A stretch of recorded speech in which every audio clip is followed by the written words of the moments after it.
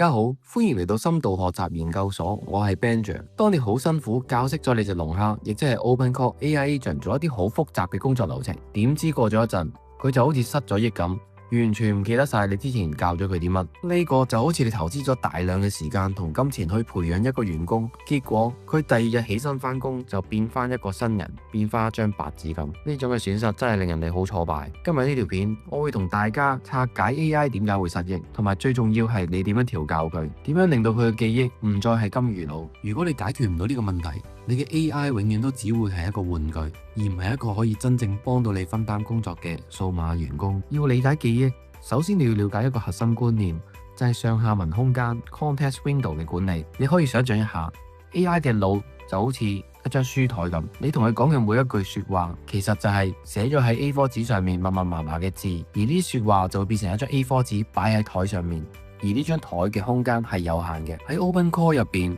記憶分到3種，第一種係短期記憶，亦即係你而家同佢傾緊呢個對話框入邊嘅內容。當你輸入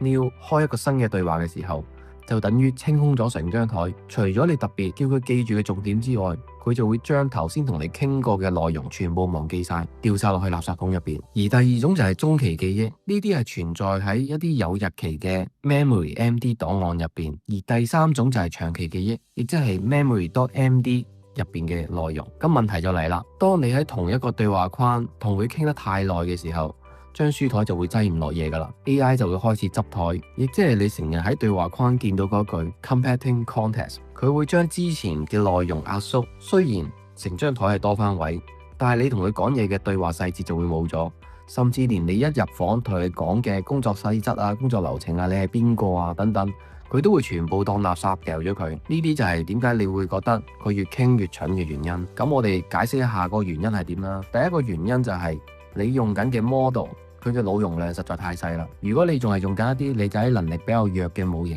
例如免費版嘅模型啊，例如 Gemma 啊等等，佢哋嘅理解能力根本撐唔住咁長嘅對話，好快就會出現幻覺。解決方法其實都好直觀嘅，就係你要換一個理解能力強啲嘅模型，對上下文長度可以一次過處理得更多嘅模型，就可以即刻解決到呢個問題㗎啦。第二個原因就係佢嘅核心檔案太過臃腫。你試諗下，如果你嘅每次助理返工之前，你都要讀幾本字典咁厚嘅工作手冊先至可以做嘢，佢喺未開始做嘢之前已經攰死咗啦。如果你養呢隻龍蝦好耐啦，佢嘅 memory.md 可能就累積咗好多冇用嘅垃圾記憶。當你每次開新對話嘅時候，佢都要讀翻呢啲垃圾啊，已經過期嘅內容，白白咁浪費咗佢張書台嘅空間。咁可以點解決呢？其實有幾個懶人嘅方案可以介紹俾大家嘅。首先就係將所有塞咗入去 memory 入邊嘅嘢，如果係一啲重複嘅任務，就應該寫成 skills 技能。技能你可以當佢係一本工具書，佢唔係記憶。當要用到相關嘅技能，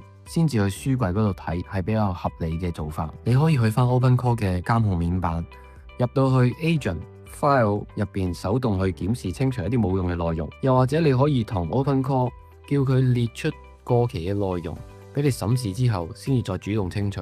清理完呢啲垃圾記憶之後，你可以開一個定時任務，每個星期或者每日叫佢做一次呢啲整理，將一啲喺 memory 入邊重要嘅檔案歸翻嚟，將唔重要嘅嘢就用碎紙機碎咗佢。而家嘅 OpenClaw 仲有一個最新嘅功能，就係瞓覺同埋發夢，佢會模擬人類嘅睡眠，喺唔需要工作嘅時候自動整理記憶，將碎片化嘅資訊整理好佢。另外我仲用緊一個方法，教佢每次去開新對話嘅時候，都唔好讀一本成本字典咁厚嘅工作手冊，而係整一個索引頁，只係需要讀呢一個索引，佢就知道大概之後工作就要去邊度揾翻相應嘅內容，咁樣就可以大大節省咗佢書台嘅空間。第三個原因就係，當佢要儲存記憶嘅方式係冇邏輯嘅時候，佢就唔知道邊啲係重要，邊啲係唔重要，就好似佢將所有嘅文件都擺入一個籮入邊，亂七八糟。當然要揾嘅時候，亦都唔會揾得翻佢自己想要嘅資料啦。解決嘅方法，第一就可以用最新更新嘅 Memory Wiki 嘅機制，加強佢搜索嘅強度，又或者係用 Ontology Skills 去幫佢將資料分類。佢哋好似一本書，教你點樣去整理文件，點樣去執屋，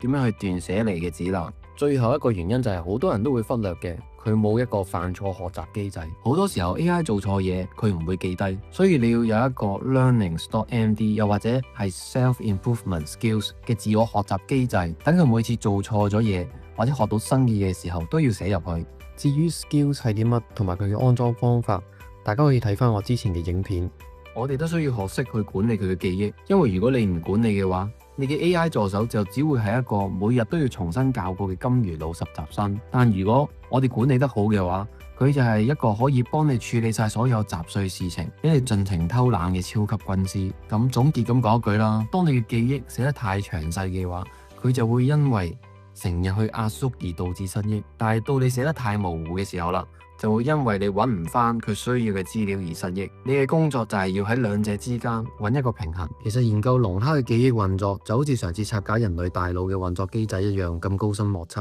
好老實講，我都試過有好沮喪嘅時候，整咗成晚都搞唔掂記憶呢個問題。我同大家分享今日呢啲內容，目的都係想大家可以行少啲冤枉路。大家有更加進階嘅玩法或者心得，都歡迎留言分享。如果覺得今集嘅內容幫到你對 AI 有更深嘅理解，記得點讚訂閱，我哋下次見。